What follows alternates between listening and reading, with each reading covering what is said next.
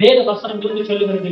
எக்லிசியஸ் பிரசங்கி 3:8 சிநேகிக்க ஒரு காலம் உண்டு, பகைக்க ஒரு காலம் உண்டு, பாகிஸ்தானோட யுத்தம் பண்ண ஒரு காலம் உண்டு, பாகிஸ்தானோட சமாதானம் பண்ண ஒரு காலம். பாகிஸ்தான் இல்ல இல்லப்ப சொல்ல போறீங்க, பாகிஸ்தான் உங்களுக்கு தெரியுமா? எப்படிப்பா தெரியும்? எங்க சர்ச்சையில சொன்னாங்க, வேதத்தை படிங்க. சோ யுத்தம் பண்ண ஒரு காலம் உண்டு, சமாதானம் பண்ண காலம். There is a time to love, there is a time to hate, a time for war and a time for peace. ஒருவேளை நீங்க இந்த பிஸ்கமா நினைக்காதீங்க. உங்களுடைய ஆத்மீய வாழ்க்கையில கூட குடும்பத்தோட சமாதானமா சந்தோஷமா இருக்கீங்க. இது இருந்து ஒரு புயலை கொண்டு, ஒரு யுத்தத்தை கொண்டு, ஒரு குடும்பத்துல சின்ன சலக்கலப்பு, கணவன் மனைவியோட சலக்கலப்பு, அம்மா அப்பாவுடைய சலக்கலப்பு, ஒரு லோ லெவல் வாழ்க்கைக்குள்ள வாழ்ந்தே ஆகிறது. எப்பவுமே வாழ்க்கை வந்து அப்படியே வேலை போய்கொண்டே இருக்காங்க. சில நேரத்தில் இறங்கும், எப்படி பிசினஸ் வேறு மாதிரி வேறு நேரம் இறக்கும், வாழ்க்கையும் அதே படுத்தான், நாளும் அதே படுத்தான்.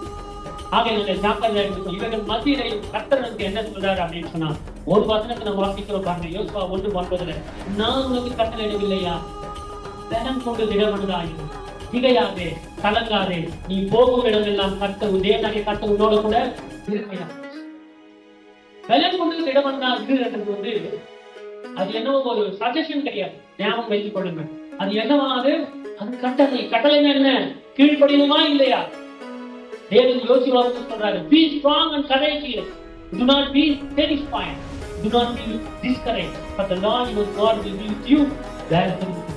இந்த போகும் இடமெல்லாம் கர்த்தரோடு இருப்பாரு.